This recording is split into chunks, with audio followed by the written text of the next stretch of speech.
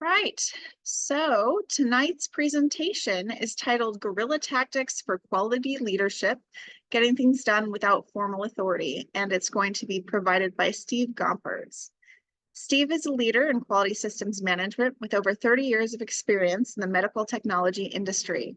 His career includes roles in quality systems development and implementation, project management, engineering automation, configuration management, audit, and software development for companies including Pelican Biothermal, St. Jude Medical, now Abbott, Boston Scientific, Medtronic, Vital Images, and Control Data. He is now a consultant to the medical technology industry, providing guidance on quality systems and regulatory compliance.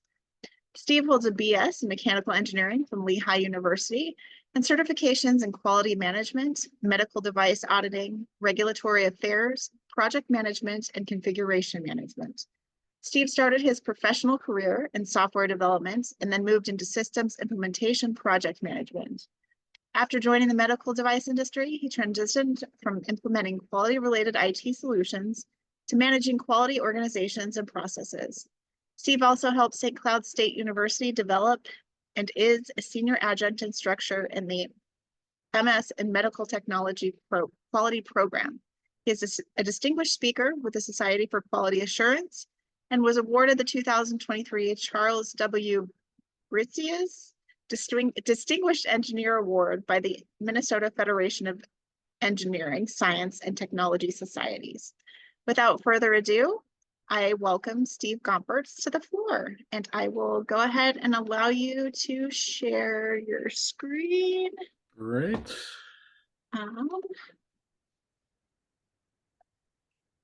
So you should be able to now. And let's make sure this is going to work. And hopefully now you're seeing my slides. Yes. Good. All right. So I'm sorry, I'm just moving some windows around here, so things are out of my way. Understandable. I am too. Yeah, great. All right. Well, hi everybody. I appreciate the turnout tonight. Looks like a nice crowd, so it's always nice to see, especially in the evening when we have other things we could easily be doing. So I do appreciate your being here. Let's get on the right screen. There we are. Okay. So Hillary already gave the introduction, the overview, but there's some of my contact info as well in case there are follow-up questions or you want to connect with me on LinkedIn. I'm always happy to engage in conversations outside this venue as well. I just fair warning, Hillary and I were talking about this at the start. This is a condensed version of a 4-hour workshop. So I'm going to be staying very high level, but also moving pretty quickly. And I do give the workshop periodically, so you can keep an eye out for that if you're interested in seeing the deeper dive version of this. But we're gonna keep it very high level here, and hopefully whet your appetite for the topics we're gonna get into tonight. So let's start with just getting a base on some common quality leadership challenges that we may all be familiar with. We always run into this problem, right? That human nature is to fear change. People like to challenge ideas that are simply not their own, right? There's a lot of reasons psychologically behind that, and practical, from a practical perspective as well. But it's just common that we run into that where we may have a brilliant idea, but not everybody's going to buy into that, either because they weren't part of it or they are just happy the way things are, right? Sometimes the initiatives we're trying to put in place as quality professionals require a significant amount of time and resources, right? Six Sigma, people feel like they've got to get the belts, and Lean and 5S. You got to go get some certifications and training, and it takes a while to change the cultures, right? So a lot of times, even though these things are really powerful and usually good to put in place, right? There's effort, that's not insignificant, in order to get them in place. Sometimes what you're asking, or looking for the organization to do can be perceived as risky. And your leaders, your upper management may not be willing to take the same risks that maybe you are, depending on where you are in your career and where you are in the organization. And so it gets tough to get them to give you permission when they realize it creates a risk for themselves. And sometimes even when they buy in, they go, well, they buy in, but they're like, but how about if we did this or added this, right? Or they want to mold it to be something of their own. And it starts to diverge from where you were trying to go and the things you were trying to uncover. So I'm hoping all of that, looks correct. Maybe we can get some thumbs up in the chat or something to just show if these look familiar. I see at least one set of clapping hands there. I don't know if that was for my intro or for this slide. Also, as this goes, we do have a Q&A section set up at the end, but I also like to answer questions as we go, right? When the topic's, happening now, it's usually a good time to ask. So I'll ask Hillary if you can keep an eye on the chat, because that's off to my right and I can't always see when that pops up. Yep, And just let me know if absolutely. there's a question, and I will certainly, or if they have the ability to open their mics, I'm okay with somebody just opening their mic and asking a question. And as always, don't worry about the question. If you're having the question, somebody else is probably also having the same exact question, or I'd hope that they had asked that question. So I encourage that as we go. All right, so the term guerrilla tactics, what am I getting at here, right? Obviously, the title's meant to catch your attention and be somewhat provocative. But if we look up, kind of definitions of a guerrilla, it's a person who engages in irregular efforts, right? Typically against larger regular forces. I probably should have put quotes around forces, right? Because we're not engaging in combat, so to speak, here. But it often feels that way, right? If you're a change agent, it can definitely feel that way. The tactics then refers to actions and activities that you do in a more impromptu way, and often without authorization, as a guerrilla fighter would do. So that's why I kind of came up with this term. And actually, I co-opted it from somebody years and years ago in my career. I went to a similar talk called Guerrilla Tactics for Concurrent Engineering, and he had sort of the same mindset. And I learned a lot from that. And he knows I'm actually using his terminology and has given me permission to do that. But that always caught my attention. Basically, I'm talking about, right, you have to have new ways of thinking. The quality profession tends to be a very conservative one, and we also don't seem to like change very much. We like to just do what's tried and true, or then what we think is going to do the best thing because of the history behind it. I'm more of a quality heretic, and I like to challenge sacred cows and say, look, what's that definition of insanity, right? Doing the same thing over and over again and expecting different results. And I always try to keep that in the forefront of anything I'm doing. I've always liked this quote: if you always do what you always did, you will always get what you always got. You probably see that posted sometimes online, attributed to people like Einstein, Tony Robbins, or Henry Ford. It's actually from a psychologist in the 60s named Dr. Jessie Potter. And she was the one who said that something along that lines while she was speaking at an event. And I've always thought that's really the gist of how my thinking always goes, is you've got to get that mindset going to see things in a very different perspective. So with that said, I've come up with some things that have worked for me over the years, and that's what I like to share in terms of what are these tips and tricks that maybe you can, figure out how to be more guerrilla style and get things done without waiting for someone to tell you it's okay to do that, or, to give you the yes answer. The first of these I call hide the vegetables. And it's about teaching people quality concepts without them knowing that you're teaching them anything. It's a way of sneaking in the concepts. As we've talked about already, people don't like change. Right? And I always like, there's two quotes I like here. Change is not made without inconvenience, even from better to worse. And the other one is pretty similar. Any change, even a change for the better, is always accompanied by drawbacks and discomforts. I think there's a lot of truth in both of those, that, we run into those roadblocks. And even when people understand that what you're trying to do is an improvement, because of the nature of the second quote, it's going to be hard. Change is never easy. There's always stress. It's change. It's just, you're doing something different, and we just don't like that. It's uncomfortable, even when we understand that it's probably the right thing to do. So again, like I said, people really fear change, and there's multiple reasons for that. Sometimes it's about loss, right? They feel like you're going to ask them to give up something. People get very locked into what they know, where they're expert at. And if you're going to take that away or modify that in some way, then they fear that they've lost their standing in the process, in the organization. And that's a real concern that you have to consider. Sometimes it's just a matter of burden. You're going, this sounds like you're going to make my job harder. I get it. It's going to be better for the overall organization, but we tend to be egocentric and go, yeah, but what's in it for me kind of thinking. So that's definitely a challenge there as well. Sometimes we're just not very clear on how we're going to get there, right? We maybe can communicate a really good vision, but the path isn't very clear. We forget some of the details, and people are kind of like, I get what you're saying, but I don't understand how you're going to get there. And that just doesn't, again, that sounds really difficult. And then that means I don't know that you'll succeed. And so I don't know, I want to jump on your bandwagon because of that.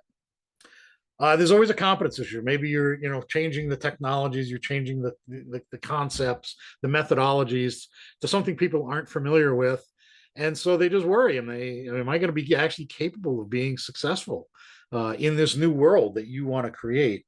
And again, it comes back to that fearing loss, and that their relevance is going to somehow be impacted by this. And then there's the ego thing.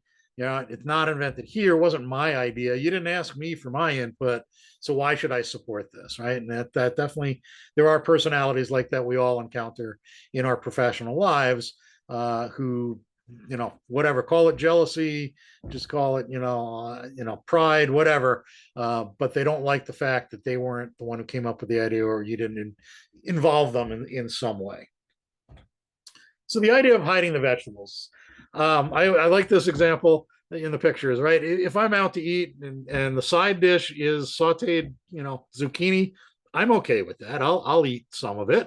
I don't hate zucchini, but put that into a bread form and give me some butter and sugar, and I'm a happy guy, right? So I think this is the idea of if we can put it in somewhere where it no longer looks like it used to, and we're not even thinking about the fact that it's there, then suddenly it becomes much more palatable, if not desirable. And so that's the concept here. When you're trying to implement new ideas, you can introduce them without using their formal name. There's no rule that says you must call it Six Sigma in order to get it in place, or Lean, or 5S, or whatever, Agile, whatever you're going to implement. Especially if you believe, that might create some biases or some angst by simply calling that out. Because there are things like people have been through, maybe they've been through this before somewhere else. So they have these preconceived notions, or they compare it to their previous experiences. And by simply calling it by its actual name, you just simply bring all that back to the surface. So again, you don't have to call it that. Just say, look, I want to come up with I've got this idea for a framework around quality tools that I think will give us a better process for analyzing problems and, coming up with good solutions. And right, you don't have to tell them you're doing Six Sigma DMAIC. You just don't even mention those terms. When you're getting the chance to write procedures or work instructions, you can just simply build the concepts in. Again, not saying, oh, this is a Six Sigma based work instruction, but just start building in those concepts. Describe them in different ways. Matter of fact, do everything you can not to use any of the terminology out of the methodology you're using. Just call it something else, something that the organization is used to calling things, but put it into the format that will get them thinking in that way. And then suddenly they're just doing it, right? Without even realizing what it is you were trying to get them to do. The same thing can be done on forms. You can structure forms to take their thinking through the methodology that you're trying to teach them.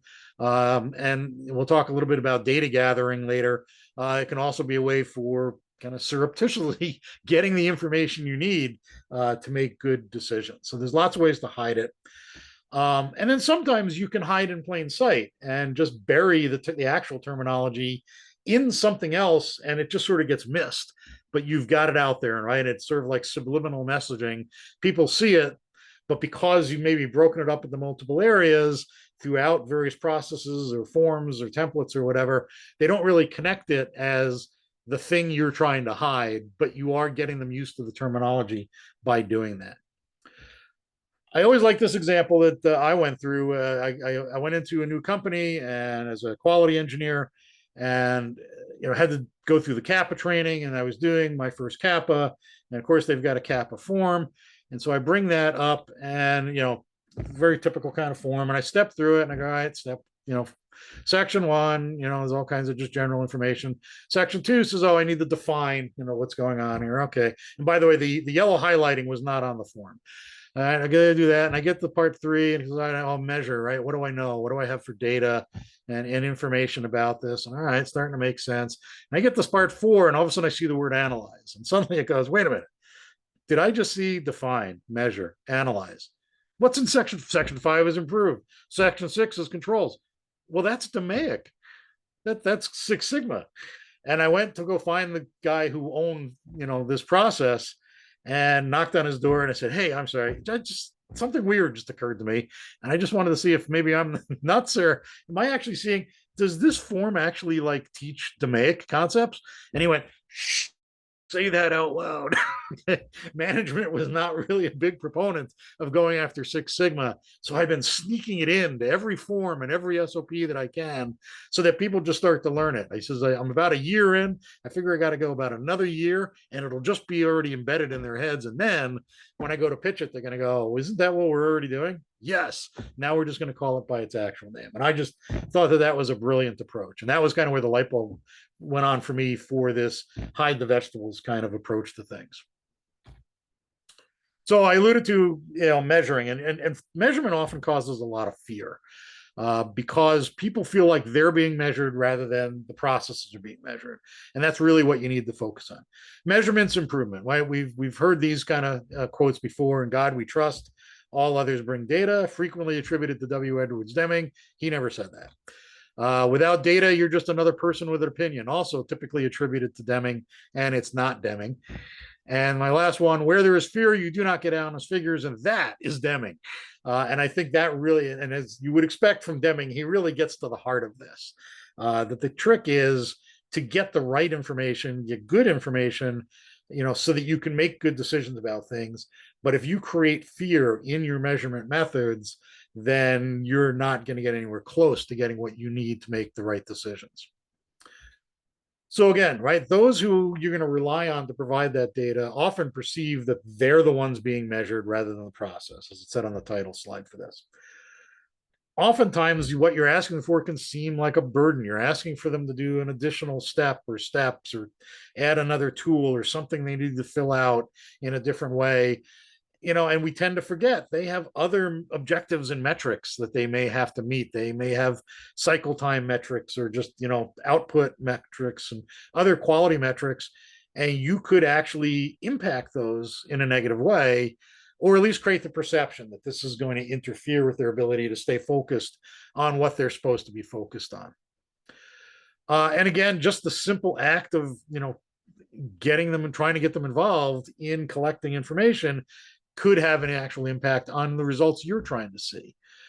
Being aware of being measured does create distractions at times, can create temporary perfection or temporary imperfection, especially if you're standing there, right, trying to gather stuff, and now you make them nervous.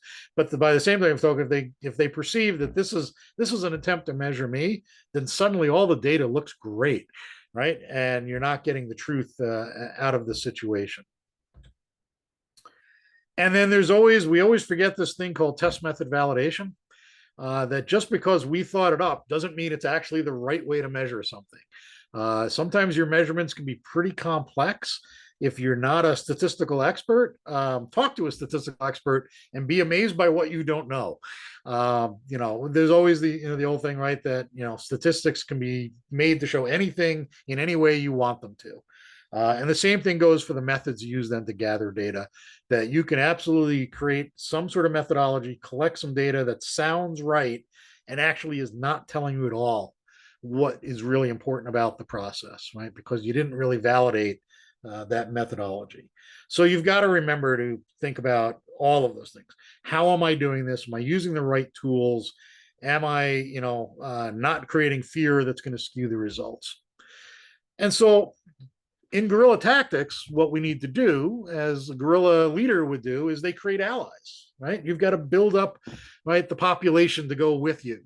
So it's usually best before you just jump in there and talk about, oh, I think there's a problem to solve here and I'm here to solve it, and I need your help.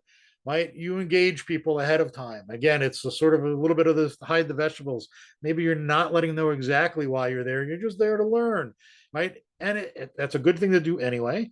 Helps you avoid any assumptions you may be making from outside the process.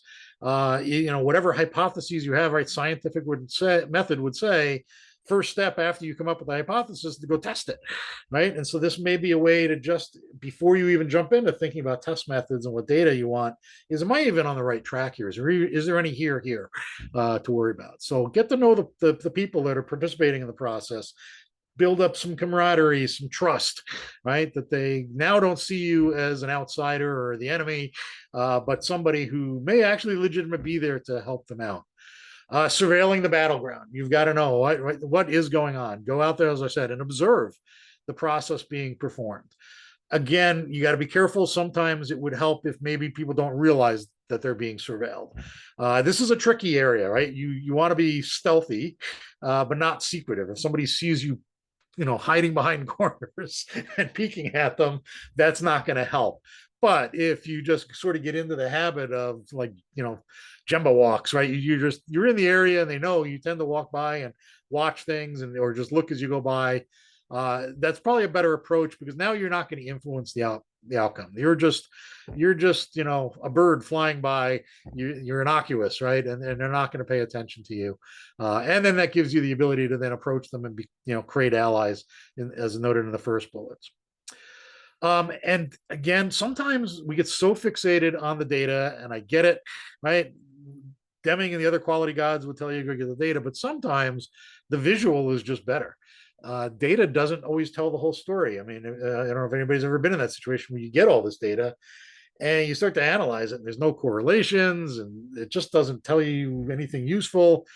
And you find out, if you had just sat there and watched or got a video of what was going on, you spot things that the data can't tell you, right? And it gets back to, are you making assumptions and bad hypotheses, versus if I just stood back for a while and soaked it all in and really understood what was going on just by watching, I might learn a whole lot more. I might actually learn enough to get me to the improvements or whatever changes I think might be necessary. So don't discount sort of these more subjective or even qualitative, right, approaches to things. The quantitative usually is where you want to eventually end up, but you don't have to start there. Not until you understand what it is you're trying to measure. So again, right, and again, don't be a burden, which is again similar, to the hide the vegetables thing here. Again, if you come in with some sort of data collection method that's going to be time distracting or cause a distraction, remember, if these people often have their own goals, again, as I said before, and you are either going to get in their way of that or just create a variable that now actually changes the entire process in a way that you hadn't intended. One way to do it is, can it be automated, right? Can you take the people out of it and just go, well, it turns out that machine has an automated scale built into it. I actually had this happen in the process. We were trying to figure out how to get some measurements off a system, and we went back to talk to the machine, the company that created the machine. They said, well, you do know it has a scale feature, right? You can turn that on. Oh, really? Okay. That's kind of good to know. I mean, it'll just automatically weigh everything. Yeah. Okay. Yeah, that would be good. Now we don't need to ask anybody to do anything, except we go in and we turn the scale feature on, the weighing feature on the machine, and it just dumps all this data out to a spreadsheet for us that now we can go through at our leisure, and nobody's the wiser, and we certainly didn't influence or burden them in any way. Otherwise, it's make sure your quality the right tools in it, because there are simple collection tools that are kind of part of the basic tool set in quality. Things like check sheets, right? Okay, I don't need you to put numbers out. I just need you to tick this, tick that box, right? And just, yeah, give me some categories of stuff, and then I can use Pareto charts or histograms or something to get more information out of it. If it's okay, right? Video cameras. I had a big quality issue that we solved through eventually first getting the operators comfortable with us, and then letting them them letting us record what they were doing, and then we just went to a long term. Hey, could we record like an entire shift and then go back and review? And that's where we found the solution. So be creative in those approaches. There are lots of ways to get this information, again, without being burdensome or disruptive to what it is you're trying to understand.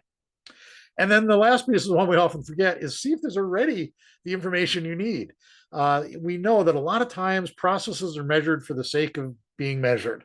And so there could be data that's just been kept and stored away and nobody's using it for anything because they didn't know what to do with it. And it actually would be the data you need. So don't discount the fact, again, don't get into that same mindset of, well, I didn't come up with the idea to collect that data, so I don't trust it, to, oh, there's a whole slew of data out there that this machine or this work cell has been collecting that they don't really do anything with.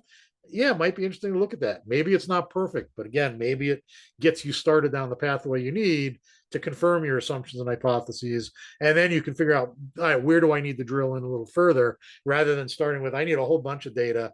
And now I'm going to be completely disruptive and burdensome in the process. Just checking to see if we've got questions so far. I know I'm moving quick because I warned I would. So, all right, so there's the first two. The next one is in our documentation, right? If you want to influence an organization, right? I don't know how many of you are in regulated industries, but even if you're not, I think we tend to know that old saying of, if it isn't documented, it didn't happen. And that just creates this overkill of documenting things. And the approach to how we've written procedures and work instructions over the years have not really changed a whole lot. What I'm kind of espousing here is use lean thinking in your documentation. There's a copy of War and Peace.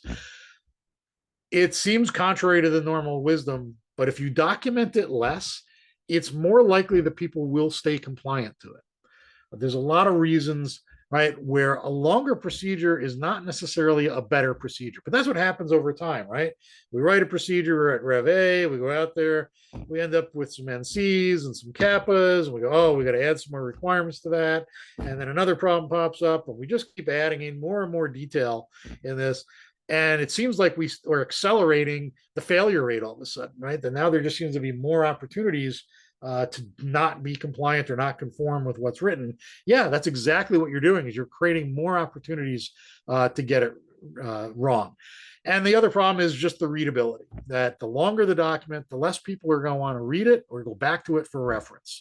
Right? I don't know anybody who, I've never read War and Peace. I can't imagine that even if I read it once, that I'd go back and read it again if I look at that book, right? I just, maybe there's some chapter in there I might be interested in if I understood oh, this chapter covers a really interesting topic, and then I might go back to that, but I'm going to ignore the rest of it because it's just this tome that is just daunting. Right. And as I talk about, right, is more prescriptive detail really the way to reduce any variance or deviation? I would argue, as I said, it's not. The more details you provide, again, that greater opportunity to forget them or miss them, or just not understand how they all fit together. It gets to be too big of a concept to see the whole thing now. And if I don't understand the context within which I'm doing one detail of a process or a procedure, then I'm likely to not do it well because I don't know where it fits with everything else. And then add in things like, different languages, different education experiences, how people are wired. And there's all these human factors issues that come into whether or not people are going to understand all of this information that you're fire hosing them with. And so you really need to rethink the content. I always say, think about the last time you bought a foreign made product that came with an assembly guide, and how did that go? Right, where it looks like probably they used Google Translate in the early days, right, to create the English language version of it. It is just really odd, stilted, or just totally incorrect grammar, and now you're trying to read between the lines. That happens in our production environments in other areas, right, where we have multiple facilities around the world, or even within the US. We know we've got a lot of employees with English as a second language, and frankly, a lot of us who have English as a first language don't really have a really good command of that language. there, and there, right? How many times do we see that got wrong in people's posts?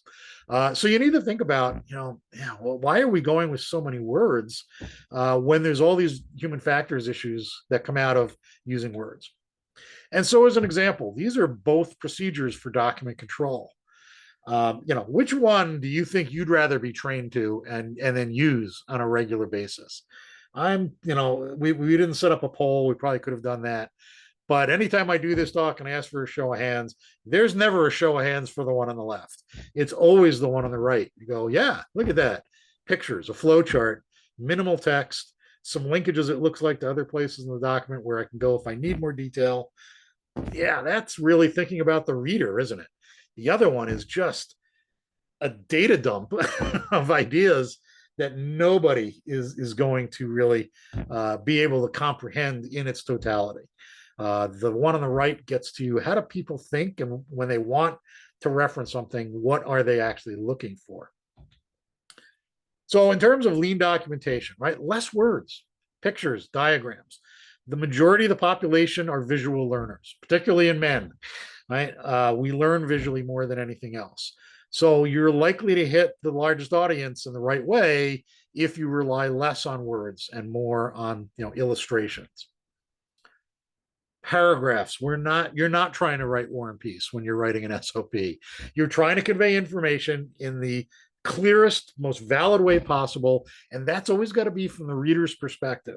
So maybe a bulleted list is much better than a paragraph. Tables that can lay out information in a matrix form that lets people connect the dots a lot easier.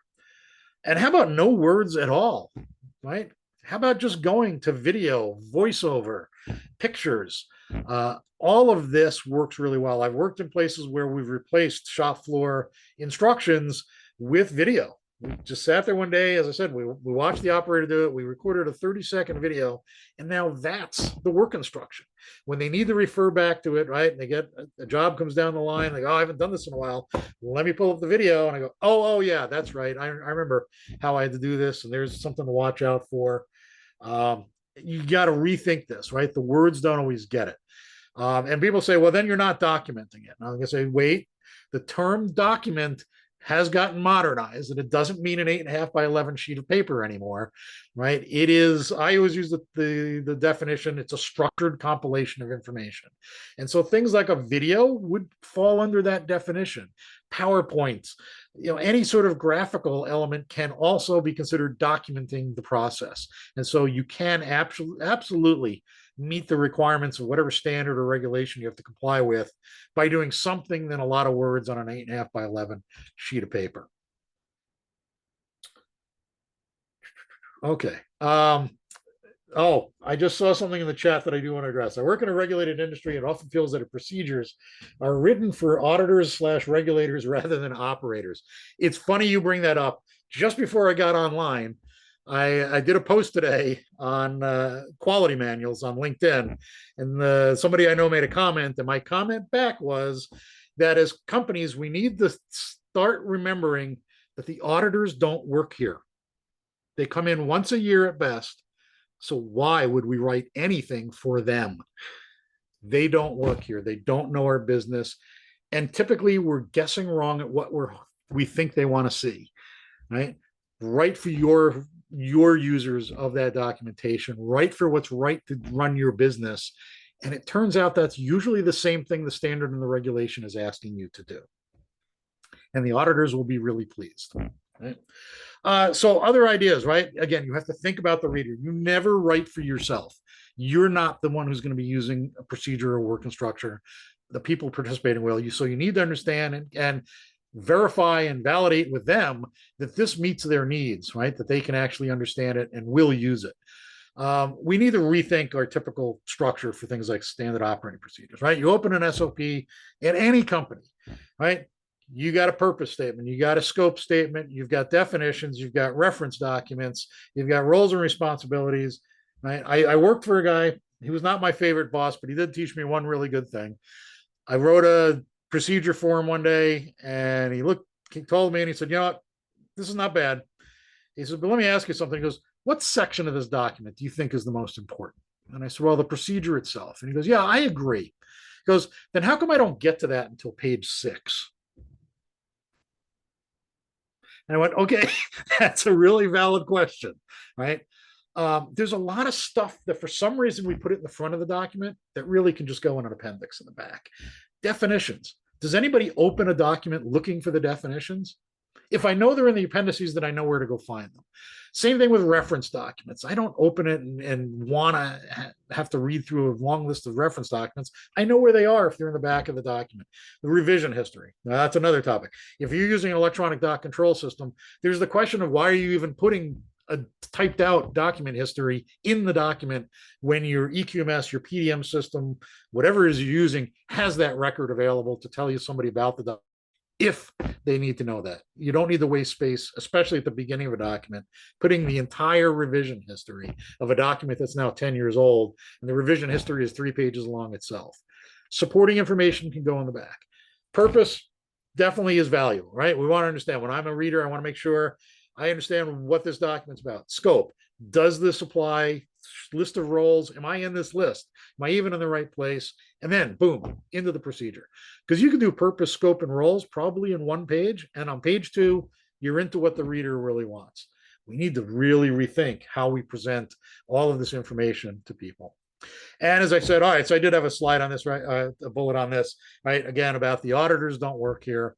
And it's very common for us to misinterpret what you're going to want to see anyway. So stop thinking about the auditors. That's heretical, I know, especially for those of us who are in the regulated industries. But I often tell my clients and my students, forget there's an FDA. What's the right way to run the business and the right way to do it effectively so that we produce high quality, safe, and effective product, devices, drugs, whatever it is. And it turns out that's exactly what the regs and the standards are trying to get us to do anyway. Just catching up on the chat here, make sure I didn't miss anything. So I talked about that I posted something today about quality manuals, and it's along these lines. So I can't see on here, but I'm wondering how many of you have quality manuals that are larger than 20 pages, 30 pages, 50 pages. You can put it in the chat if you want, if you know, right? Which is the other thing, that if the quality manual is big enough, then people don't even know it's there anymore, right? 80 pages. The biggest one I've ever seen was 134 pages, just in the quality manual. I actually saw one that was actually, they didn't have separate SOPs. The quality manual was a binder. I didn't even know they made binders this thick. Everything was in one document, and that was the quality system. That's very old school thinking there. Somebody said 8 pages. I like that. Yeah, because here's the thing. When you have a quality manual, how many requirements does it need to satisfy? Well, that's a trick question, because 9001, if you're going with that, doesn't require it anymore. But there used to be 4 requirements, right? And if you're in med devices, ISO 13485 still has those 4 requirements in it. 4 requirements. That's it. And I actually had an auditor ask me this one day. I just started with a company. There was an audit the next week. And the first thing the auditor wanted to see was the quality manual. And I slid a 47-page document across the table to him. And he kind of picked it up like a professor weighing a paper, right? Joke there. And he looked across the table and went, how many requirements? And I said 4. And he goes, and it took this much paper for you to satisfy 4 requirements. We overthink this so much. You don't need a lot of pages. All right, so somebody does have an 80+ page one. Yeah, I've been there. The 8 pages is, especially if the 8 pages is a lot of diagrams, I'm okay with the 8 pages, right? So we really, this is the start of our quality system. This is what introduces it to all of our employees. And we show this to our customers, and we certainly show it to the auditors and the inspectors, right? This is the thing that dictates what the rest of it. It doesn't require that much detail. You just got to meet those 4 requirements, and you shouldn't need that much space. So then I always like to pose this question. If I'm talking about, well, it shouldn't be big, is there too small? Can you go too far in the opposite direction? And I often ask, can it be done in less than 10 pages? Well, we have one attendee tonight who's already said they did theirs in 8 pages. So yeah, it can be done in less than 10 pages. Could you do it in less than 5? 4? Could you do it in 2 pages? right? And I usually get people, if it's a live audience, people are just shaking their head going, no, there's absolutely no way to do it in less than like 8 pages. Usually they want to stop at 10 and they kind of shake their head at 8 and going, I don't know. Okay. I disagree. You've got to be creative. You've got to think outside the box. Because what if it was just a trifold brochure that you could hand out to everybody? I'm going to let this sink in for a second. And then I know what the next question is going to be. Yeah, this does pass audits, including FDA inspections. I've done this at several companies. I know of several companies who've now adopted it based on hearing about this. This works. And that satisfies not only the 4 basic requirements, but it also does add in a couple of extra things that I usually think are a good idea. Like you'll see the quality policies right on the front. Nobody tells you where to document the quality policy. I like to put it right in the front of the quality manual because that's the start of our quality system. Well, what better place to put it? And there's a few other things that are listed there that are not a requirement in any standard or regulation, but you've got room to do it and still get it on 2 sides of a piece of paper, basically, and fold it up into 3 pieces. Now imagine you're onboarding employees and this is the first thing you hand them. Now they can prop that up on their desk or their work cell, and it always stays right with them. They can refer back to it. They can see right when you open it up, you can see the process model diagram is in there. You can see on the back page, there's a functional org chart. So they understand where do they fit, how is the organization structured? The documentation architecture is laid out in the pyramid, right? It didn't take a lot of space or a lot of words to convey this stuff really quickly. There's some words for explanation where needed, but we're way overthinking things like quality management. Now think about what else could I do with an SOP, a work instruction, forms, templates. All of these things have this opportunity to be thought about in wildly different ways than what we've done for decades and decades. Just checking my time here. All right, we're into the last section. All right, so I don't know if anybody's familiar with Stephen Covey and his book, The 7 Habits of Highly Effective People. It was a huge New York Times bestseller book for a long, long time. Still, got translated into a gazillion languages. Still a huge bestseller. Great book. And I got thinking one day about this and going, well, could I take his ideas and apply them to quality leadership? And I think I came up with something there. All right, so again, talking about leading without authority. If you think about guerrilla leaders, they don't get elected. They kind of end up in those roles. And the same thing can be done, as you want to be a leader. The title is not really the big thing that's important. The troops, the masses follow them because they act like leaders. They have the right ideas and they know the right ways to get those across. As I said, you don't need the title.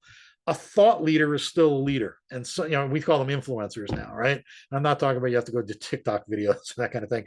But it's the same thing at work, right? If you're the one who everybody goes, boy, he or she always has the right ideas, or he thinks about this in a really unique way that just seems to work out. You could be the technical leader, the subject matter expert on things, and that makes you a leader. People will listen as a result of that. Or if you're just a person who's really good at connecting people.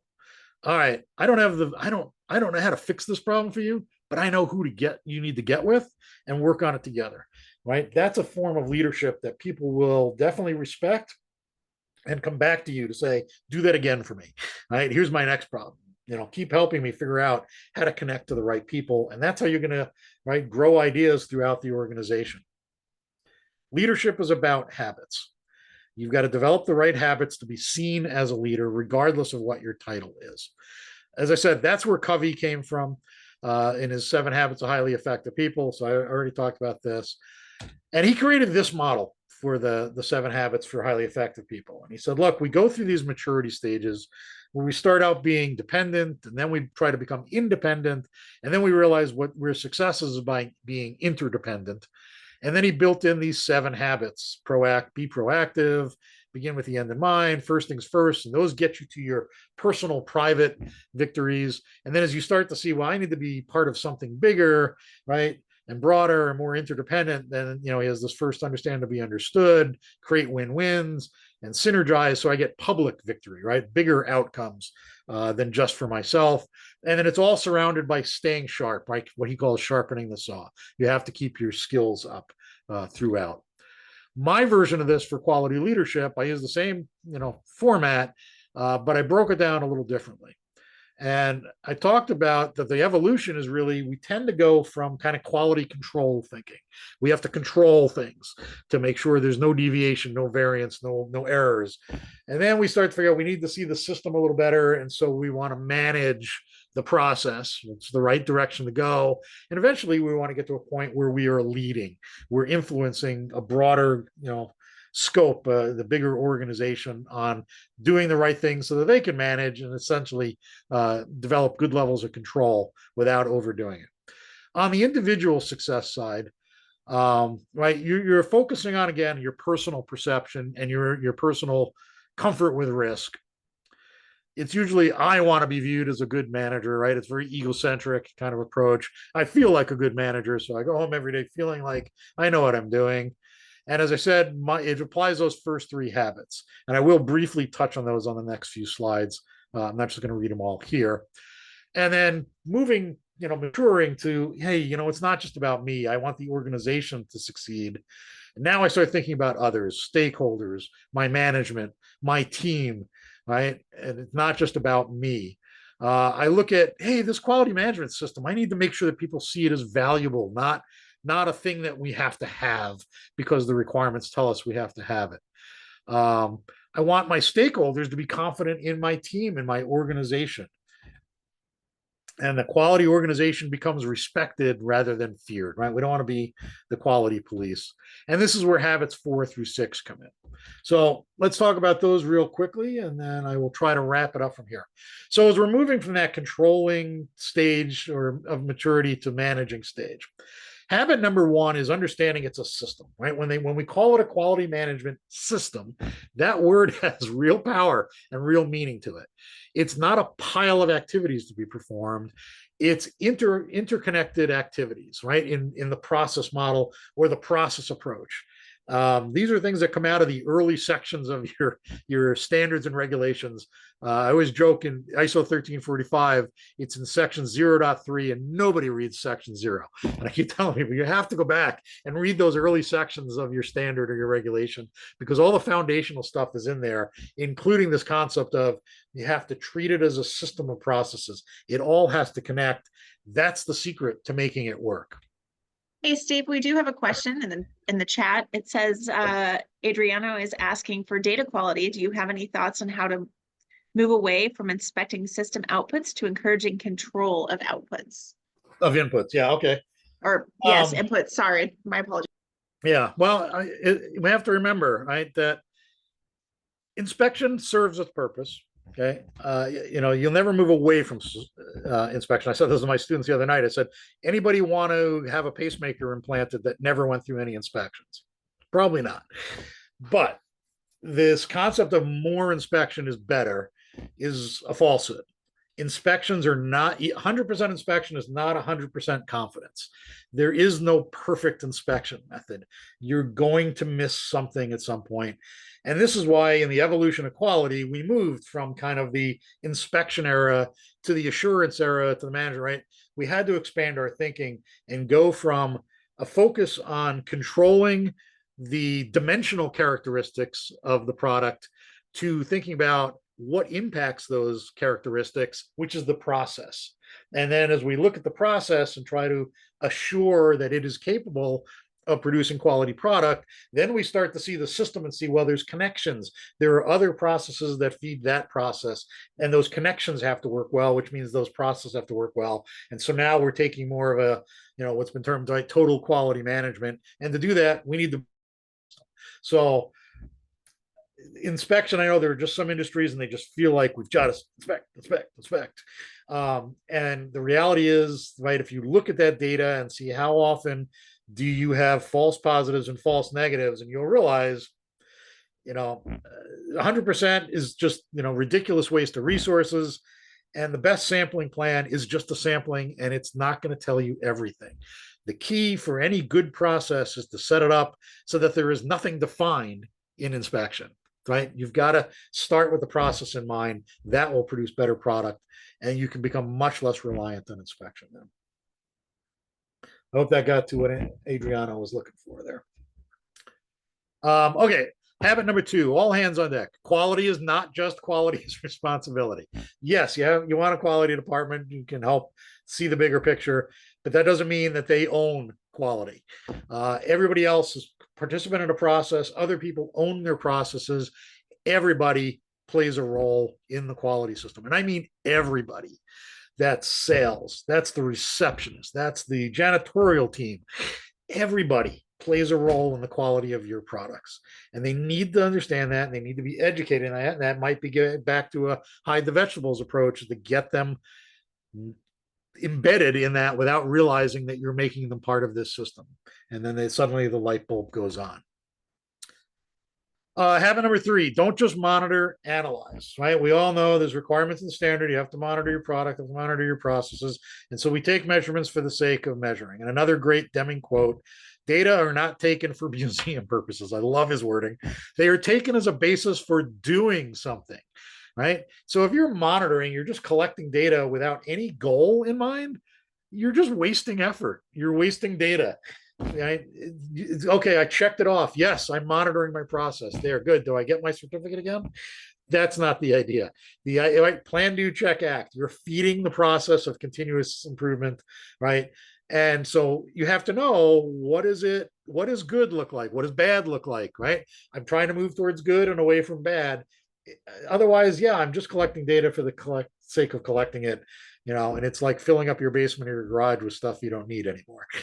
It's that same sort of collection. We don't want to throw it away, but we don't know what to do with it either. So let's see. I just did see something pop up. Finished goods inspection is a good method to detect process drift, but is ineffective in assuring quality. Oh, for sure. A sampling plan will only at best deliver quality at the AQL, lot percent acceptance. Yep. After the fact, inspection is a waste. Agreed. Again, inspection, when it finds something, it means it was already there. You've missed the opportunity. Move quality control further upstream in the monitor key inputs and process variables. That's what I was talking about. Implementing SPC, it's a good tool for this. And key process variables and critical risk management. Oh, that's risk, right? Everything's got to be about risk, right? You can't manage all the variables, which are the important ones. And so, Robert, thank you for that statement. All of that is kind of the gist of what I'm talking about here. So anyway, all right, so habit 3 was, right, do something with your data. Have a goal in mind here. All right, and then next is, now we want to move, we've matured to the managing level, right? We got to move to the leading level. So habit 4 is about requirements. I actually did a version of these 7 habits for project management when I used to do a lot more project management, and this was in there as well. First, last, and always, if you don't get the requirements right, and you have to understand the difference between requirements and specifications, they are not the same thing. And I get it. Every one of you somewhere in your company has a document whose title is requirement specification, which is a horrible combination of words because they are 2 very different concepts.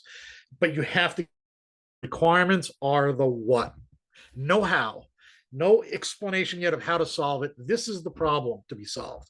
No debate about what's the right way to do it. That's when you do the specifications. That's what design is for. You're turning the requirements into specifications.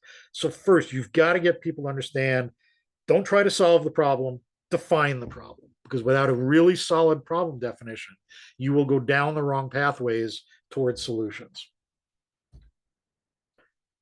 And then quality is not an accident. It requires planning. I already mentioned PDCA before, right? Plan, do, check, act. I hope this is a quality discussion. I hope everybody's familiar with that concept, right? The Deming-Shewhart cycle, the plan piece, right, is a big part of that. You have to have a plan for how you're going to do all these things, right? How are you going to get away from, overburdened inspection and get towards more process, control based on statistical analysis?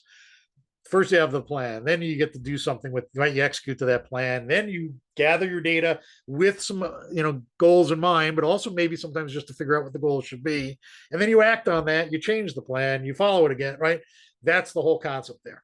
You've got to make sure that people see that cycle in everything we do. It's built in there. It's built into 9001. It's built into 1345. It's built into the regulations for drugs and for devices and aerospace and automotive. Everybody's got this concept in there, even if they don't say it out loud. Although more and more, the standards tend to start to say it out loud because they realize people don't get it otherwise. And then as quality people, we need to learn a bunch of other languages. And the most important one is management's language. Management thinks in terms of money. If you're going to explain some sort of quality concept to them, you have to translate it into the dollars. That's what they understand. You can sit there all day long and talk about CPKs not being at the right level, and their eyes are going to glaze over, and they're going to go, I don't understand what you're trying to tell me, why it's important. And this is why management goes, well, quality doesn't understand business. And then we sit there in quality going, well, management's just a bunch of idiots who don't understand quality. It's because we're talking two completely different languages, and as quality people, we need to learn these different languages, not just for management, for other organizations we talk to. What we use internally to talk to ourselves in quality as professionals is different than how everybody else is talking, and we have the burden of having to speak all of those languages. Otherwise, we're not going to be very effective. And then, just like with Covey, the last habit is, remember, this is a profession. You are a quality professional, not a quality hobbyist.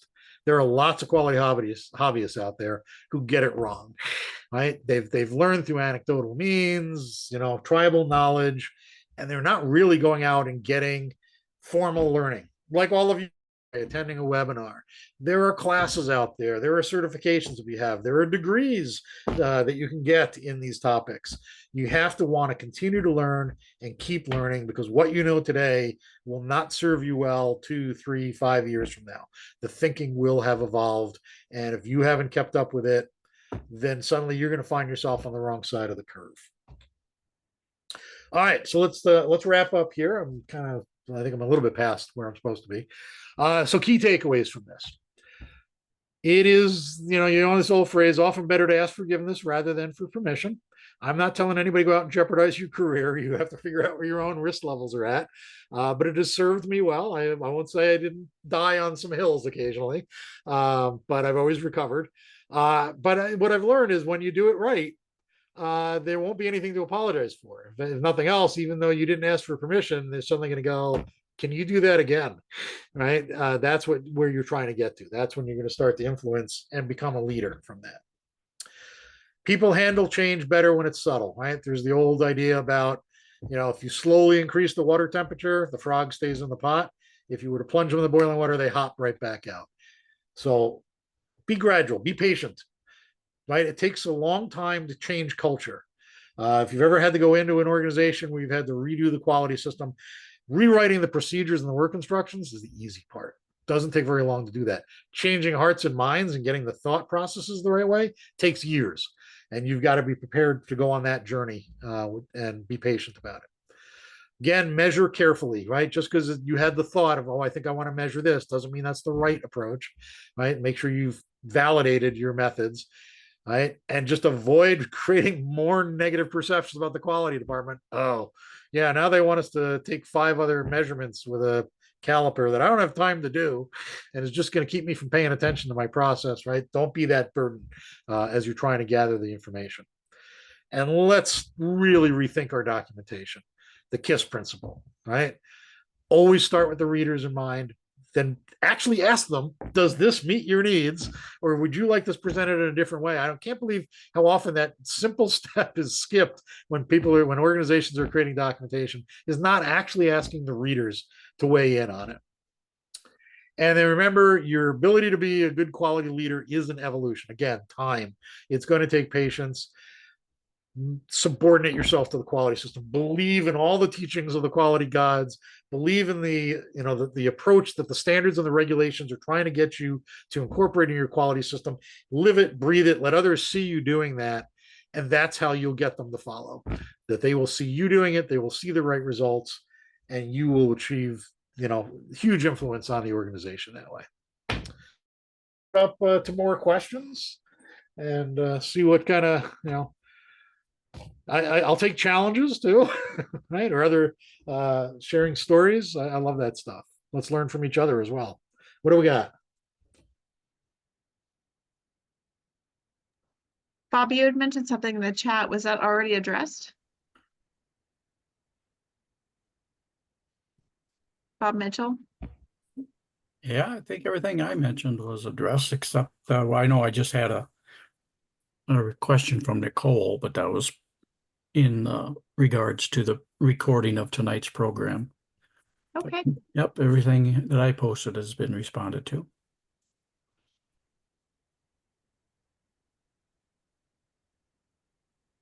All right, so I see that. okay. Yeah, I can see it now because now I can pay attention to it. How do you get an organization to start developing the habits? Well, like I said, it's raise the water temperature slowly. Just try the hide the vegetables approach. That's usually a really good way to do things, and just one idea at a time. Start to figure out who's going to go with you on that journey. Turn them into the next influencer, right? And start building that network out. Eventually that will work its way through the organization. I do a presentation on change management. Actually, when I do the full workshop, I show a slide with this bell curve that talks about how organizations change.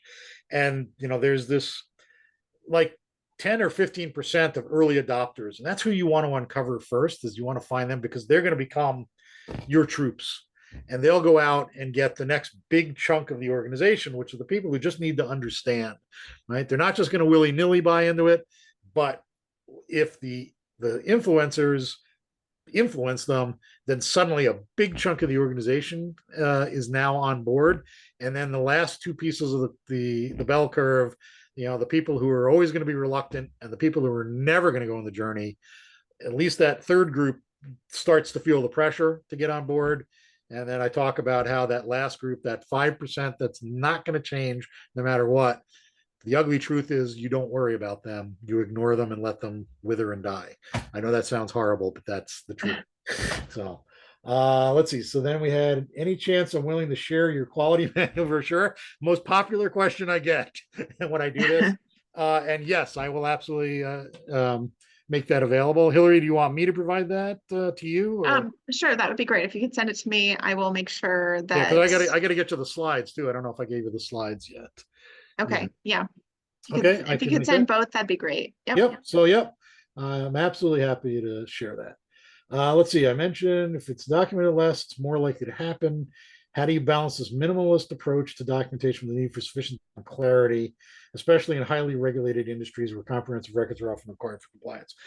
In the workshop, I do provide some more deeper examples.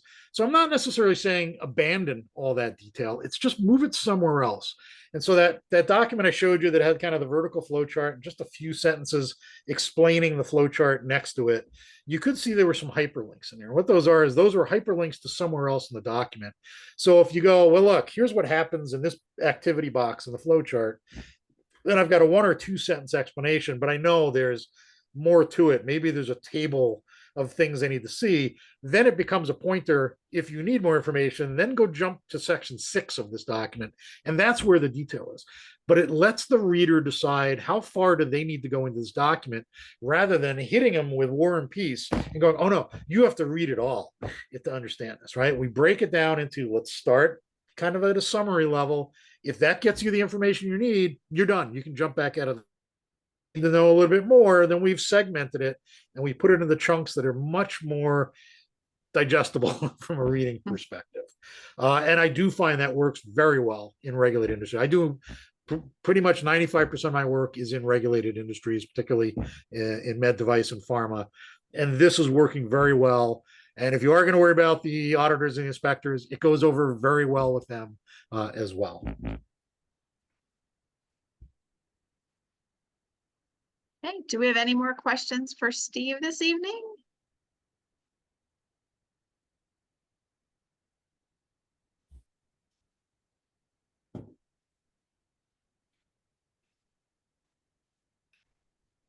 Okay. Well, again, contact info. There was some on the early slide. This is about my company, CureX Partners. We do consulting. Like I said, mainly in the medtech space, but we do work in other industries as well. And so if you want to follow our company, we post a lot of this kind of stuff on a regular basis. We post something every day that you can learn from. And then earlier in the presentation slides was my direct contact info. And so I'm happy to take questions by email or on LinkedIn. Love to talk with people. Steve, this is Bob Mitchell. I do have a question. Sure. So does your organization deliver free webinars or some fee-based We do, workshops? yeah. So we have a YouTube channel as well. Okay. You can get to that through our website. We have blog. Every quarter, actually, we just jumped the gun and did a blog article today on quality manuals, and we'll do another one here in December on I can't remember what the topic's going to be. But yeah, we do regular blog articles. We post every day something on LinkedIn. And then, yeah, we make our videos available on our website and on our YouTube channel. That includes the 4-hour workshop is actually recorded there. If you got 4 hours to watch me on video, you could do it there. But I'm much more interesting in person. Thank you very much. I know our members and people who attend these program meetings from outside of our section are always looking for additional resources to help them in their tasks. So sounds Yeah, like well, the nice thing is when we do the workshop through an ASQ section, right? Then at least you get the the certification credits. You watch the video, you don't get that. Oh. So yeah, be on the lookout for Steve's workshop at some point in the future and potentially attend that if this presentation interested you this evening. Yeah, just let me know if we get enough demand. That's the last one we did. It was based on one of these overviews, and dozens of people said I want one, and so we did that like a month later. Awesome. when we post your slide deck and a copy of the tonight's presentation on our webpage, we'll be sure to include your company's web address, and then that will have links to your workshops and webinars. So we'll include all of that background information as well, so to help our members. But appreciate it. Thank you very much, Steve. Yeah, thanks for having me. And thank you everybody for attending. Yeah.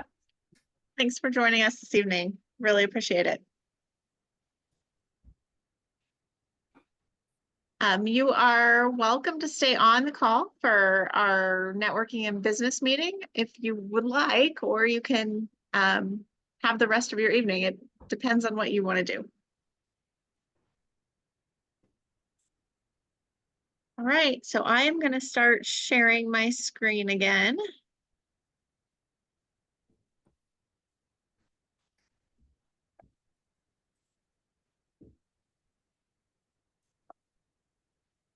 So we had a couple of networking sessions planned for this evening. We were going to do a meet the speaker, but we allowed for a few extra minutes of questions and answers from our speaker this evening. So we can continue that if Steve wants to stay on the line, as well as another breakout room. What do employers look for from hiring a quality when hiring a quality engineer? And I think Bob is actually going to lead that one.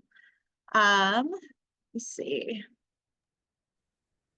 Again, What would at every program meeting, we're always looking for topics to have as a virtual networking, so give people the opportunity to share what they do. Maybe they have some common similar challenges that they're looking for some input of suggestions, things to how to respond. So tonight we thought, with all the new especially manufacturers moving into Arizona and specifically the greater Phoenix area as a result of the CHIPS Act, the infrastructure bill, the reshoring initiative, and of course, all of their supply chain suppliers and vendors, with all these new employers moving into the area, it'd be good just to kind of take a step back and find out, well, based on your experience with your employer, what do employers generally look for today when hiring a quality engineer? And that may be segregated by industry or sector, and definitely depending on the level of the incoming engineer, whether they're a new hire or they have some previous experience. But we thought that would make for a good topic of conversation that certainly any one of us can contribute to. So we're hoping for a very interactive session. Yep. Well, let's just do that then. Let's have a session regarding that particular topic, with everyone chiming in on their thoughts. Yeah, so good. So we're all going to stay in this main room. We're not going to have a separate breakout. So, like to encourage everyone to share their thoughts. You can unmute yourself, or you can type in comments to the chat session too. But in your experience, what are employers, and more specifically, what skills or competencies or experiences is your employer looking for a quality engineer? And maybe that's different whether they're fresh out of school or it's someone who's coming in at a higher job grade level. But what typically are employers looking for today from a quality engineer?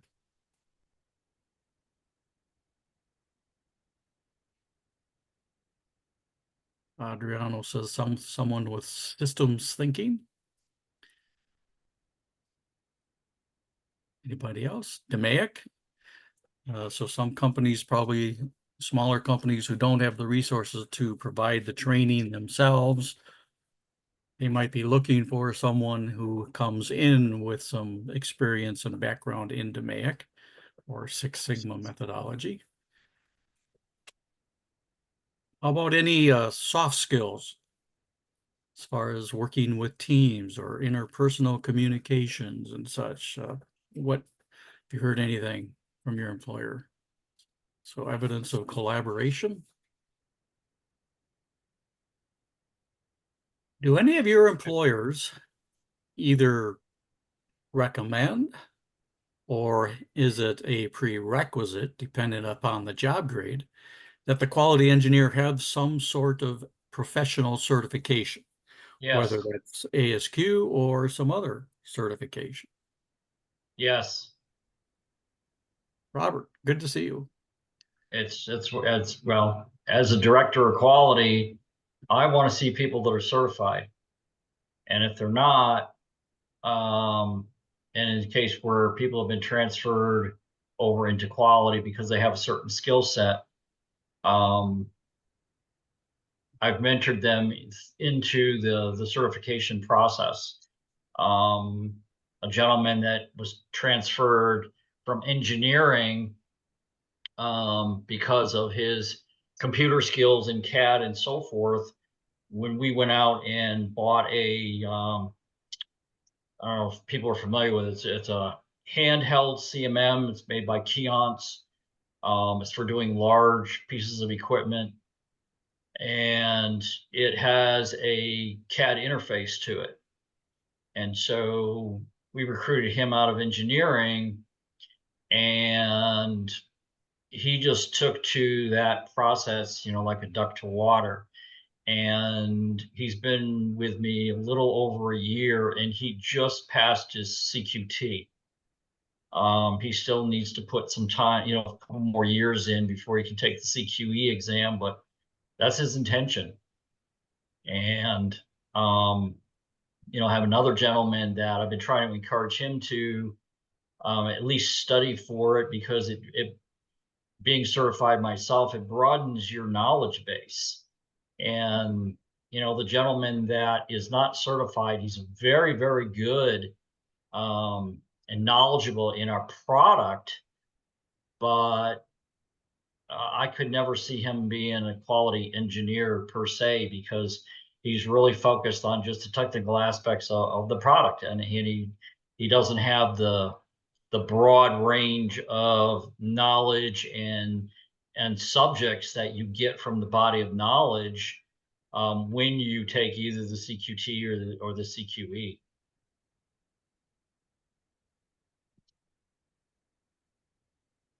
You're muted, Bob.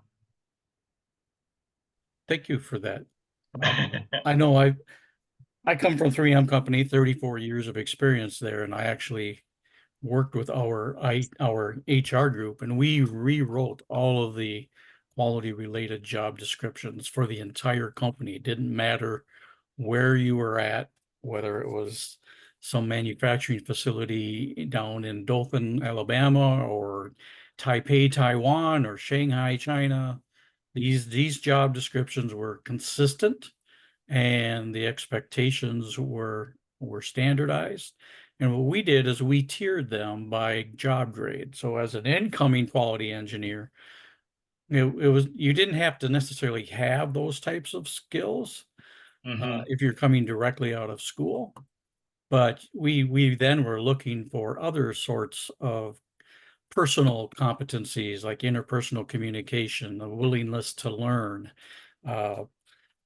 someone who enjoyed working with data and people, and whether they had any dialogue with customers and vendors. And then as you grew in the position, the expectations moved up to, well, now 3M prefers a candidate. So if there are 2 or 3 candidates, the preferred candidate is someone who has an ASQ certification. And then as you move up further on the career ladder, well, now it was a requirement that you have it. And again, that grew to the point where if you ever want to be a quality leader within 3M, we have a dual ladder, so you can be a technical quality leader, like a specialist, or you could be on the managerial side and be like a quality manager, quality director. Then you had to demonstrate proficiencies in multiple tool sets and capabilities. And it's also an expectation within 3M that if you ever want to get into leadership, you have had to have been a Six Sigma, at least a black belt, if not a master black belt, because it was our CEO's preference that he wanted senior leaders around him who knew how to manage with facts and manage with data. And they could ask better questions than of the teams coming before them. So that's just an example. Anybody have something like that similar from their organization?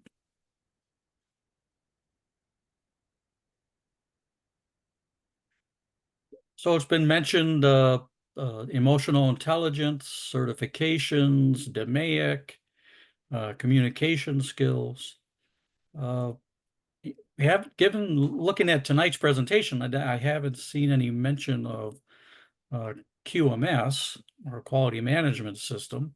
Is that an expectation in any of amongst the incoming quality engineers, or is that something that the organization assumes will be acquired on the job?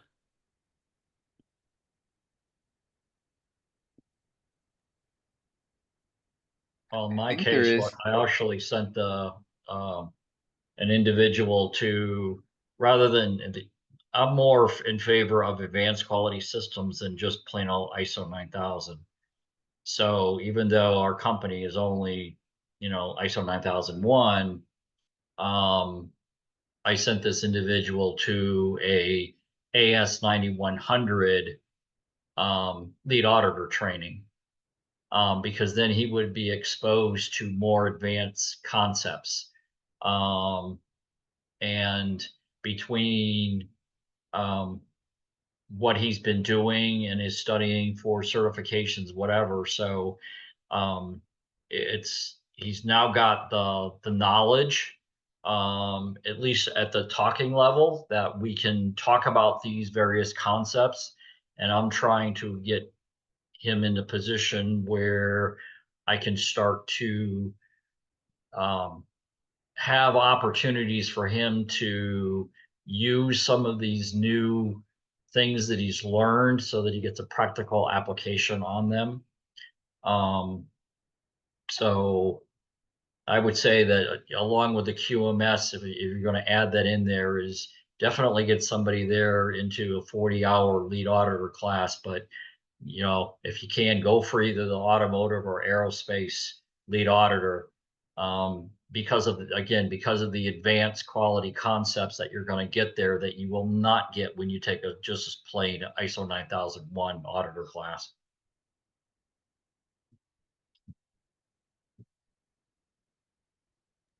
Anybody else have something to volunteer, or what they know about their organization and what they look for in an incoming quality engineer? As a adjunct in a master's degree program, what we hear from industry who's interested in hiring our students, they are definitely telling us that they need these students to have the soft skills as well.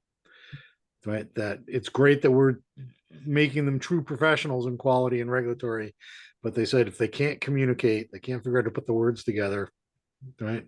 How to present ideas, then that's not going to do well. Yeah. I and def yeah, I definitely agree. echo what Steve mentioned. I think the technical acumen is definitely a requirement, like an expectation, but people have to be able to work with others, because if you're going to really tease out the key insights, we kind of heard in today's presentation, data can tell you a certain part, but people also are working on the lines, live those issues day in and day out, and they can give you more color on a problem than any data set can. And so if we want to get the right information out from them, you have to be able to work with them, and they have to be able to trust you. And if they feel that, they're not dealing with an automaton or someone who doesn't care about their work or care about them, they'll just close their mouths and wait till the next person comes. Excellent point. Yes.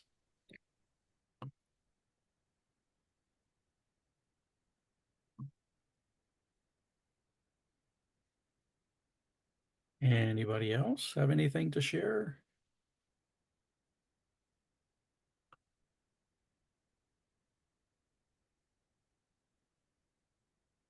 Well, John Schultz, if I can call on somebody, I think John is on the line.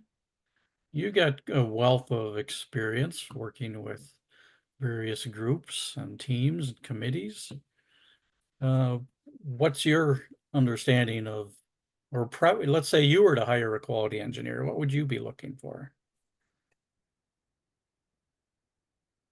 Well, that's probably a good question. I come from more of the SQE space. So when somebody gets quality, I really look at, here, so you can see my smiling face. I am alive and well. I really look for the value they're going to bring in the organization. And as much as they're a mentor to the team, and Steve brought up a really good topic. And I bring that in my presentations. The business people talk their other language. I've been fortunate to be an advisor to C-level, and quality people sometimes get so much caught up in the technical language, they're losing the value of what they're bringing to the organization. And the more that they can translate that, give an example. When I was at Collins and I kept getting all of them approved, they're saying, how are you getting all these case studies approved? And I says, because I understand what the audience wants to get it approved. So I have to take the technical language and translate it. And I think that's the most important. You're an important, very key asset. Quality is a very important part. But you've got to look, you've got so many different players, and the more you can get those to champion that you have the right tools in your toolbox, and you're just the right one to fix the problem, and then you convey it. And it's not only quality, most technical people really have problems conveying the value of what they're providing, what solutions of value that they really provide to not only the organization, to their team members too. Yeah, you mentioned a great point, the ability to communicate upwards, speak the language of management is a key. It just occurred to me the last time I spoke for you guys, I did a talk called the 5 quality languages, talking about all those different languages we need to speak. Yes. Yeah. Well, I was one might be for Steve while we've got him there is, so Steve, how do you see the different, there's sort of 5 working generations. Do you see different generations accepting different ways of where quality is, and where is that now and where is it going? Yeah, there's definitely differences, right, between the generations. If you get a chance, and there are sometimes classes on those, I recommend taking them because it can be really enlightening to understand how the different generations approach things. And it's not that any of them are good or bad; they're just different. One of the takeaways was it's it always sort of skips the two two generations next to each other tend to disagree the most. If you skip a generation, they tend to see eye to eye a little better. But there's definitely a difference, right? I'm a boomer, and I sometimes have to catch myself, realizing I'm not really getting into how today's workforce thinks. And as my students get a lot younger than me, I have to rethink the messaging, right? And the lessons that I want them to take away, because I can't turn them into me. That's not going to work anymore. And it's embracing the technology, it's embracing the language, it's embracing the format that they use to communicate, and being open to the fact that it's going to change over time, and that doesn't mean it's bad. It just means it's changing, and we talked about that tonight, right? That change is always stressful. You've got to change your own wiring first, right, to be comfortable with change, because it's going to happen, whether you like it or not. And I talked about that bell curve. You don't want to end up in that 5% group at the end of the bell curve that they're going to ignore and abandon, kind of thing. And understanding where you're going to be on that bell curve has a lot to do with, can you adapt and at least acknowledge and appreciate the differences, right, between those approaches, and find what's good about each of them. Anybody else have any thoughts come up? Talking about speaking the language of management, you reminded me, it's so old for me.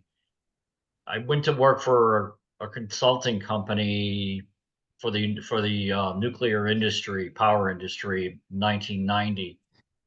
And one of the interesting things that they did was that the consultants had to go through a Myers-Briggs analysis training. And it was to show us how we as a group, and we actually were pretty much all thinking the same and analyzed things and presented the same. And what they showed us, that the typical utility executive had their own Myers-Briggs profile that did not jive with us. And that was to help us in, when we were dealing with senior management, senior leadership, that we were able to understand that difference and approach them from what they would be looking for, is how we write our reports and recommendations and so forth, and conduct our operational assessments, which is what we were doing. And I've never ever forgotten that. It's just very much ingrained in me right at the moment, in understanding that difference. That was one of the unique things that I managed to have in my career. So the talking management's language, or even just the whole executive team, probably varies from industry to industry. Again, we were focused strictly on supporting nuclear power. And so senior management tended to be very, all, no matter what level, we're all mechanical, electrical engineers, and had been doing that for decades. So they were very fixed in their thought processes and so forth as an engineer. And we had to work around that. They were very, very data driven. And so for most of us, we found that we had, when we went in and we did an assessment, a lot of times it was intuitively obvious to us what the problem was and how to fix it.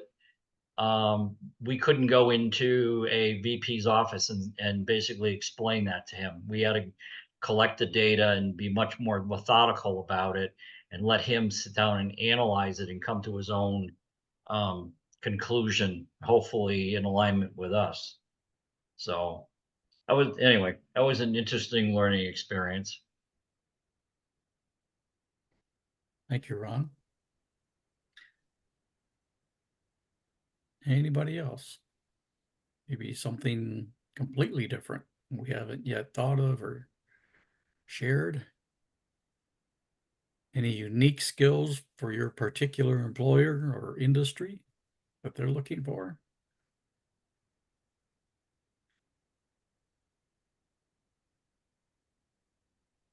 Well, I don't hear anything, don't see anything in the chat. So I guess, Hillary, I'll turn it back over to you. Okay, sounds great. That was good discussion, everybody. Thank you for those of you that had some comments that you could share. We really do appreciate it when others share in the discussion. It just it makes it that much more interesting. So thank you.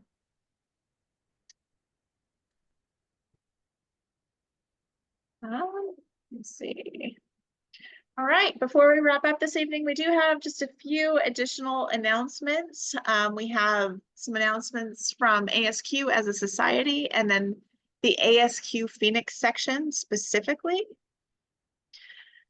Some upcoming ASQ events that I'd like you to keep on your radar are the Quality Innovation Summit, which is actually happening right now. So if you're not already there, you're probably not going to be there anytime soon since it ends today. It actually ended today. But the next event that ASQ has coming up is the Women in Quality Symposium on December 5th. This is all virtual, and I have attended this before, and it's not just for women in quality, it's also for men in quality. So if that interests you, I highly encourage you to attend. It was very interesting the year that I attended it.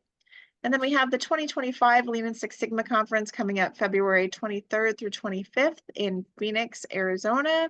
It will once again be held at the Renaissance Hotel in Glendale. And then the World Conference on Quality and Improvement is going to be held in Denver, Colorado this year, May 4th through 7th. So please keep those learning opportunities in mind. These are your elected 2024 ASQ Phoenix section officers. I am your section chair. We have David Gibson, who is the secretary this year, and Amrish Patel, who is treasurer. We are currently looking for volunteers for the upcoming year. We're looking for an on-site arrangements coordinator. This person is responsible for coordinating the arrangements the day of the event. So we would look to this person to register people on site. We would look to this person to set up technology on site. We'd look up to this person for obtaining refreshments for the day of the event. We're also looking for an offsite arrangements coordinator. This is the person that is responsible for obtaining contracts. So if we're looking for some place to hold on-site events, this would be the person that we'd look to. They would research places for networking events. They would research places for us to hold our monthly member meetings, as well as any other on-site events that we'd like to have. And then we're also looking for a LinkedIn manager. This person would be responsible for posting information about the section on LinkedIn. And then this is just a list of your current Phoenix section leadership committee, which I believe most of these positions will be staying the same, but some of them will be changing with the new year. We'll look forward to having that fresh blood on the leadership team, to hearing their ideas. We are still looking for monthly program presenters if this is something that interests you. Presentations can be on soft skills or technical skills related to quality in any industry. Currently, we have presenters scheduled through January of next year. So if you are interested in presenting beyond that, please let me know. You can reach me at hwerner@memberleader.asq.org through the end of the year. And if you're interested in presenting, please keep in mind that presentations should be about an hour in length. Sometimes we allow them to go over, and that's fine. Just communicate with us. So we do have a couple of upcoming networking events in 2024. We have a wine tasting, which is currently to be determined. Hopefully we'll figure that out within the next month or so. You can be on the lookout for event invitations for this via Constant Contact. And then registration links will also be available at www.asqphoenix.org under the events tab when this event is finalized. And then regarding events, we also have an outreach event that's coming up in November, but I'm not remembering the exact date. I believe it's November 9th from 12 to 2 at St. Mary's Food Bank. And this has already gone live on the Phoenix Sections website, and you should have received an invitation for it in your email as well via Constant Contact. The Phoenix section offers a program attendance drawing for a stainless steel travel tumbler. Last month's winner was GS. As long as you are a Phoenix section member and you attend our monthly program meeting and you haven't won in the last year, you are entered into the raffle or the drawing for a section branded travel tumbler. So congratulations to last month's winner again, GS, for winning that travel tumbler for their attendance.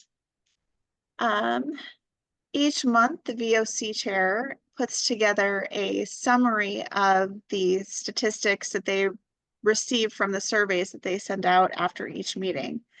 So this is a summary from September of this year. We had 50 attendees at our last monthly program meeting with a 35% response rate to the survey, which is pretty good. Overall, our meeting performance was at 90%, and our 12-month average has been at 88%, which is great. So thank you all for those that do respond to those surveys. We do take your feedback to heart and try to incorporate it into our business plan as we move forward.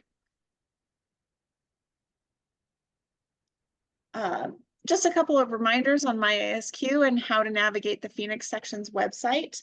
Under the Events tab, this is where you will find upcoming section events, including conferences and monthly programs. On the job board is where you'll find listings for current jobs. So if you or a friend is looking for a new position, these are updated weekly. So they are the most recent positions, basically. Let's see. So under our library tab is where you'll find previous program recordings. You can watch. Oh, I still haven't changed this. My apologies. This is kind of one of those things that pops up only when I click on it. So it's not readily within my eyesight when I'm updating this every month. But if you watch previous program recordings, you can send an email to Bob Mitchell for the RU certificate for those program recordings. Under the library tab is where you'll find newsletters, handouts, presentations, and mini papers for educational purposes.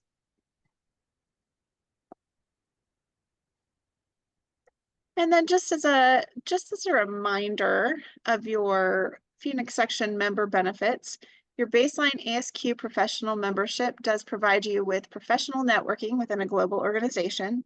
It provides you with discounts on training programs, events, conferences, and certifications. So I've kind of done the math on this, and your annual membership pays for itself through one certification or attendance at one conference per year. You actually save more if you attend more conferences or have multiple certifications. It also allows you to access to online and published content and updates on professional news and issues for current best practices and innovative emerging trends. And of course, you can also attend ASQ Phoenix section networking events as well, and sometimes get a discount on those events with your membership. You can upgrade to ASQ senior membership for free. It's the same price as professional membership as long as you meet certain criteria for senior membership. You must be an ASQ member in good standing for 1 year, and you must have 10 years of professional experience, plus one of the following qualifications. You need to have conducted quality-related work for at least 2 years. You need to have taught quality-related classes at a college for 2 years, or have been a senior member of another comparable organization, or currently hold an ASQ certification that requires recertifications. As a senior member, you will receive either membership in a second geographical community. So that would be of your choice. So for instance, as a senior membership, I could opt to have membership in the Minneapolis sections membership, or you can opt to receive a second journal through ASQ. All right, just a few wrap-up comments. As I mentioned previously, We do appreciate your feedback. So Bob will be sending out a survey link as well as your RU certificate and a thank you email. So if you could fill out that survey, your comments are appreciated and used as we move forward with our programming and with our general planning for the year. Currently, our 2024 program schedule, we are striving to provide you with 12 hybrid virtual meetings with a guest speaker, 1 tour, which we're working on for a winery, and then 1 community outreach event, which I also mentioned at St. Mary's Food Bank, pardon me, coming up in November 7th. And then on November 14th, pardon me for just a second as I move some of my screen up. We will have Karen Holting presenting on planning and analysis of reliability demonstration tests. So we hope to see you at her presentation next month. Don't miss out on listening to Karen. She's an incredible speaker. She is. She's actually spoken, like you, Steve, she's spoken for our section before and Yeah. received very, very good feedback, which is why we're having both of you back. She's phenomenal. Yep. All right. So if you are interested in connecting with us further, you can find us on any one of the social media sites, including Facebook, LinkedIn, X, formerly known as Twitter, Instagram, and YouTube. And prior to moving on to the next slide, I'm actually going to check the chat because we've got some messages in here. Just want to make sure I'm not missing any questions. Nope, doesn't look like I'm missing any questions. So we'll continue moving forward.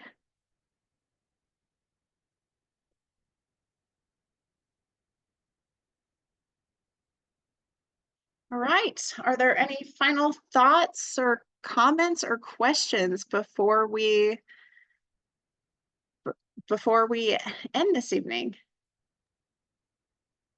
So again, just a reminder for anybody who may have, or you know of anybody who had registered, but we know all things come up at the last minute, could not attend tonight's program.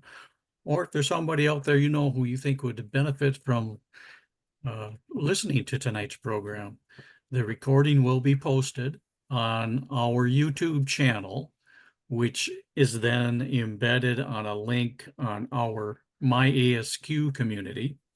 So if you go to My ASQ, you connect over to the Phoenix section, there will be a message in the blog as well as in the library where you can click on the link. You can then view the program recording. And if you send me an email with your name, the date and the name of the presentation you want, and it always, excuse me, helps if you can include 1 key takeaway from the presentation. That gives me evidence that, yes, you did indeed watch the video. I mean, we were all on our honor system, but a little verification always helps. So if you can send that information to me at my correct email address is Robert H. Mitchell, not R.H. Mitchell, but Robert H. Mitchell at gmail.com. Then I will go ahead and send you an RU cert for having watched that program meeting.